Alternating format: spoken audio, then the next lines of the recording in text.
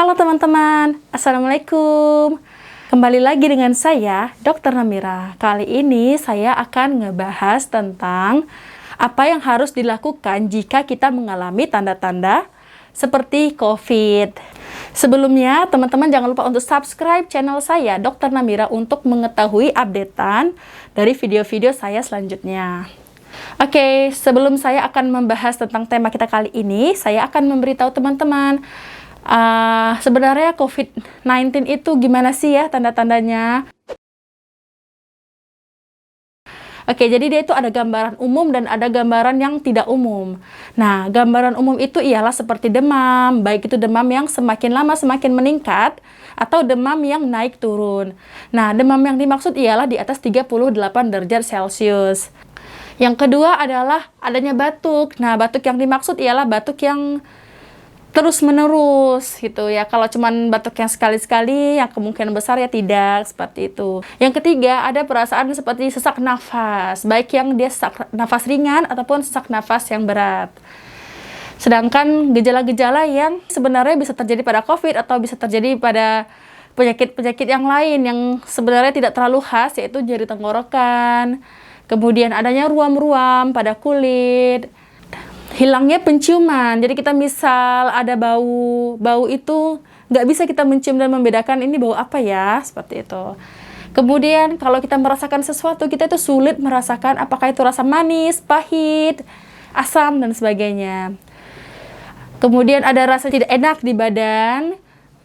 Kemudian pokoknya badan itu terasa gelisah, capek, seperti itu ya teman-teman ya. Adanya rasa sakit kepala, kemudian seperti diare, seperti itu. Jadi kalau teman-teman kan misal kita kemarin diumumin pandemi COVID ya, dan khususnya sudah masuk di Indonesia itu sekitar bulan 2. Nah, sejak bulan 2 sampai sekarang atau ke depannya, jika teman-teman memiliki gejala yang hampir sama seperti COVID, pertama teman-teman itu jangan panik ya, jangan menganggap bahwa teman-teman itu adalah misal itu terjangkit COVID, nggak boleh seperti itu. Ya kalau misal sebenarnya nggak terjangkit dan teman-teman sudah termindset bahwa COVID kan imunitas akan menurun. Ya, kenapa COVID itu kan dia oleh karena virus ya. Virus itu sebenarnya nggak ada obatnya. Obatnya ialah hanya kita harus meningkatkan daya tahan tubuh kita sendiri, imunitas kita sendiri, seperti itu.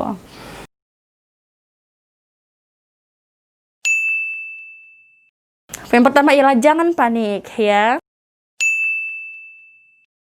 Teman-teman harus memberitahu orang-orang yang ada di sekitar di dalam rumah teman-teman bahwasanya teman-teman ini lagi sakit, lagi nggak enak badan. Ya padahal nggak ada riwayat kemana-mana tuh, tapi kok bisa ya ada rasa seperti ini, seperti itu ya teman-teman. Yang ketiga, teman-teman harus isolasi mandiri.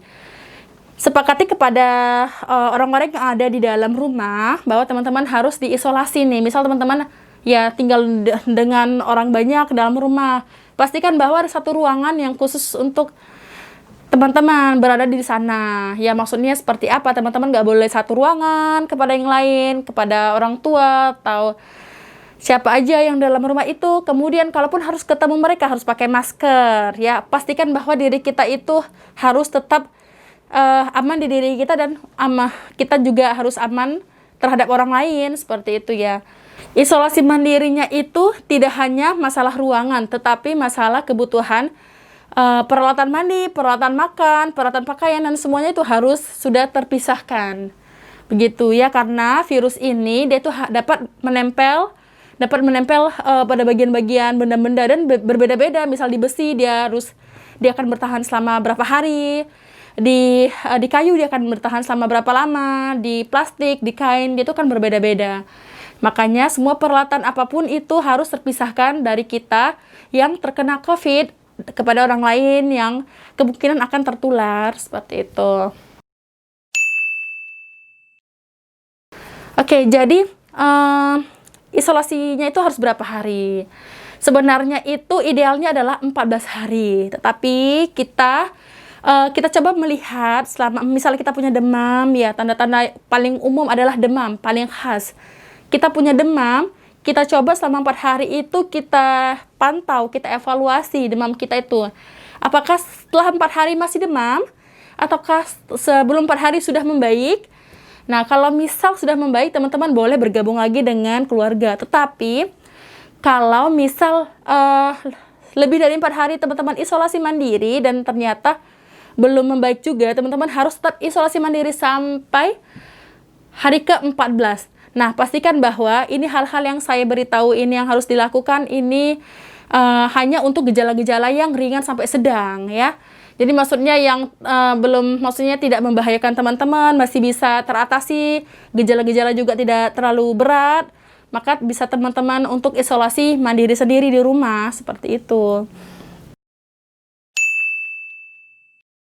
Yang keempat, teman-teman harus tetap berjemur seperti biasanya ya. Jadi fungsi dari berjemur itu ialah untuk meningkatkan imunitas dan daya tahan tubuh kita. Nah, jadi disarankan untuk berjemur sekitar pukul 9 pagi sampai jam 10 ya teman-teman. Jadi kalau misal maksimalnya itu sekitar 15 menitan, jadi kurang lebih 15 menitan. Nah, jangan lupa juga untuk berolahraga. Nah, itu penting ya, olahraga itu. Teman-teman bisa berolahraganya itu yang seperti kardiologi ya, olahraga kardiologi bisa teman-teman searching nanti di mana, di YouTube, di Google, bagaimana olahraga kardiologi untuk meningkatkan daya tahan tubuh gitu ya, seperti itu. Oke, selanjutnya teman-teman harus meningkatkan asupan gizi tinggi ya, baik itu makan sayur mayur, buah-buahan, apalagi yang mengandung vitamin E dan vitamin C, yang mengandung banyak vitamin E dan vitamin C. Misal teman-teman makan buah-buahan, yang paling banyak itu mengandung vitamin C itu apa? Jambu biji, kemudian jeruk dan sebagainya. Teman-teman bisa meningkatkan dengan makan sayur mayur yang mungkin dia lebih ke warna orange ya, sayur buah-buahannya. Dan kalau untuk sayur mayur, teman-teman banyak makan bayam, wortel, kentang, seperti itu. Pokoknya asupan dari sayur mayur dan buah itu harus banyak banget ya. Misal teman-teman hanya makan sayur mayur itu seperempat piring, berarti harus banyak ya. Kalau bisa 2 mangkuk sampai 3 mangkuk, seperti itu ya teman-teman ya. Nah, yang paling penting itu juga ialah dalam satu hari teman-teman harus banyak mengkonsumsi makan makanan yang mengandung protein. Jadi paling cepat apa? Ialah telur. Nah, telur nggak harus telur ayam kampung, tetapi telur ayam negeri juga boleh ya. Nanti satu hari itu teman-teman harus mengkonsumsi itu minimal sekitar 7 butir telur setiap harinya. Ini benar-benar harus ngebooster banget ya. Ini harus ngebooster banget daya tahan tubuh biar meningkat, seperti itu ya teman-teman. Nah, jadi kan kalau misal lagi sakit itu kan kita benar-benar harus lebih ekstra ya. Kalaupun kita kurang dari makan makanan ataupun sayuran, kita bisa menambah dengan minum-minum vitamin, multivitamin yang lain teman-teman. Misal seperti ini. Jadi multivitamin yang saya maksud itu ialah, oke, seperti ini. Saya konsumsi untuk daily vitamin saya itu, nih ya. Teman-teman bisa cari yang merek lain, sebenarnya nggak masalah. Ini saya cuma mau memberitahu untuk ngebooster dan meningkatkan daya tahan tubuh, vitamin-vitamin apa yang kita butuhkan ya. Ini kalau yang Blackmores ini dia multivitamin plus mineral ya. Nah, ini bagus banget. Kalau ini sih saya konsumsinya tuh 1 hari 1 kali, itu harus setelah makan ya. Oke, kemudian saya juga punya vitamin C. Nah, vitamin C-nya. Jadi vitamin C ini itu harus banget ya dalam kondisi pandemik sekarang, itu harus banget. Kenapa? Karena ini benar-benar sangat meningkatkan imunitas kita gitu ya, teman-teman. Nah, jadi berapakah dosis dari vitamin C sendiri untuk yang kita butuhkan dalam 1 harinya? Itu ialah sekitar 2000 mg. Ya. Kalau ini kan dia sekitar 500 ya, vitamin C 500 mg, berarti kita membutuhkan 4 tablet dalam 1 hari. Tapi karena saya itu sebenarnya nggak mau terlalu banyak yang mengkonsumsi 4 langsung, saya ganti dengan ini, Sonse. Jadi saya nyetok banget ini ya, dalam 1 dus seperti ini. Ini sih vitamin C juga. Jadi dalam 1 dus ini isinya ada 100 tablet. Jadi ini saya lebih enak kan, sama-sama 500 mg, tapi saya tinggal ngisap aja. Kemudian saya juga mengkonsumsi ini teman-teman. Nah, kalau ini dia minyak ikan. Nah, minyak ikan ini harus dengan dosis yang pas ya. Nggak boleh berlebihan juga mengkonsumsi minyak ikan. Jadi 1 hari ini saya hanya minum 1 kapsul Ini cuman satu kapsul aja. Jadi 3 ini adalah daily vitamin saya. Nanti di next video ya. Nanti insya Allah itu saya akan ngebahas ini. Ini apa aja sih kandungannya dan apa aja sih fungsinya. Saya cuma memberitahu nih teman-teman bagian besar untuk teman-teman ya, yang harus teman-teman lakukan jika ada yang mengalami tanda-tanda COVID, apa yang harus dilakukan ya.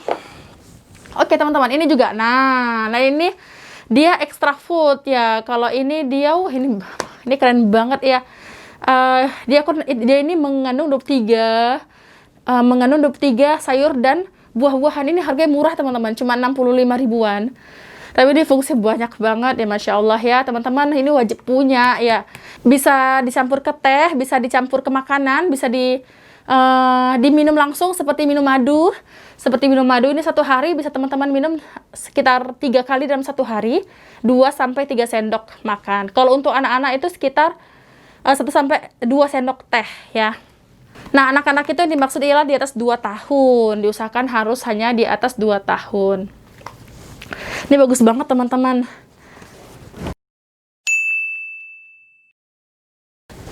Nah, satu lagi teman-teman. Bagaimana, apa yang harus dilakukan untuk meningkatkan daya tahan tubuh? Kita harus mengkonsumsi apa? Teman-teman, sekarang familiar dong dengan yang namanya empon-empon ya. Jadi empon-empon itu benar-benar bagus. Nah, jadi kan empon-empon itu yang termasuk herbal.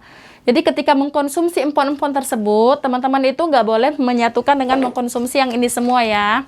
Jadi itu ada jarak sekitar 1 jam. Jadi misal teman-teman, saran saya kalau saya rutinitasnya itu ialah pagi hari sebelum makan itu harus mengkonsumsi empon-empon. Dan saat tidur, mau tidur juga mengkonsumsi empon-empon.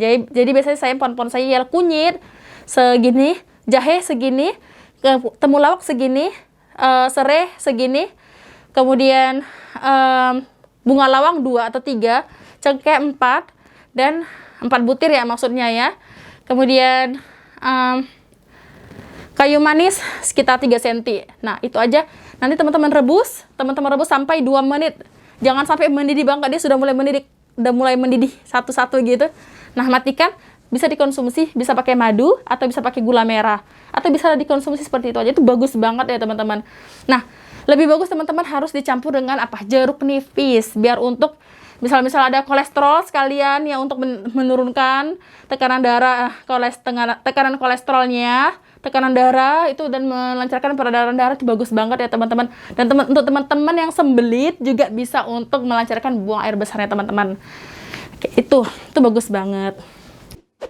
Oke teman-teman, jadi semua langkah yang saya paparkan ini itu hanya bisa teman-teman lakukan ketika teman-teman memang bingung membedakan apakah ini COVID ataukah ini hanya penyakit biasa. Nah, jadi ini hanya berlaku untuk yang tidak memiliki gejala yang berat. Jadi hanya untuk gejala-gejala yang ringan sampai gejala sedang yang masih bisa dapat ditangani di rumah tanpa harus teman-teman harus ke rumah sakit dulu. Nah, misal dalam 4 hari dan misal dalam 4 hari memberat, teman-teman bisa langsung cek ke rumah sakit ya. Tapi kalau misal dalam 4 hari juga masih dalam kondisi yang sama tetapi tidak memberat, teman-teman masih bisa isolasi mandiri sampai hari ke-14. Nah, jadi kalau setelah hari ke-14 teman-teman bisa mengevaluasi lagi gitu ya teman-teman ya. Jadi teman-teman jangan panik, itu intinya. Nanti kalau di rumah sakit teman-teman tetap akan dilakukan pemeriksaan lebih lanjut. Kemudian teman-teman juga akan dilakukan pemeriksaan swab. Jadi kita sama-sama berdoa agar pandemi COVID-19 ini segera berlalu ya, agar biar kita benar-benar hidup normal, bukan new normal ya, tapi hidup normal seperti sedia kala. Dan kalau memang teman-teman tidak dalam kondisi sakit pun, teman-teman harus tetap mengkonsumsi sayur mayur, buah-buahan yang bergizi tinggi ya. Dan paling penting itu empon-empon tadi, itu paling penting banget, harus teman-teman rutinkan setiap pagi dan malam. Mengkonsumsi vitamin E dan vitamin C juga harus ya dalam kondisi sekarang ini. Jadi untuk vitamin C itu biasanya normal yang saya sebutkan tadi 500 mg dalam 1 tablet atau satu kapsul biasanya. Jadi teman-teman butuh 4 tablet atau 4 kapsul dalam 1 hari dengan berjarak ya teman-teman. Nah, kalau untuk yang anak-anak itu 500 mg. Jadi bisa 1 kapsul, bisa teman-teman bagi 2. Jadi 250 mg pagi, 250 mg malamnya atau sorenya. Oke teman-teman, mungkin itu aja yang bisa saya sampaikan saat ini. Kedepannya saya akan ngebahas tentang jenis-jenis vitaminnya, jenis-jenis multivitaminnya, suplemennya, jenis-jenis empon-emponnya. Saya akan membahas dan buah-buahan apa aja yang akan yang banyak mengandung vitamin tersebut seperti itu dan apa fungsinya. Oke teman-teman, terima kasih karena sudah menonton video saya. Jangan lupa untuk share jika teman-teman merasa ini bermanfaat untuk banyak orang. Jangan lupa untuk like, comment, and subscribe channel saya Dr. Namira. Terima kasih banyak. Semoga bermanfaat. Assalamualaikum warahmatullahi wabarakatuh.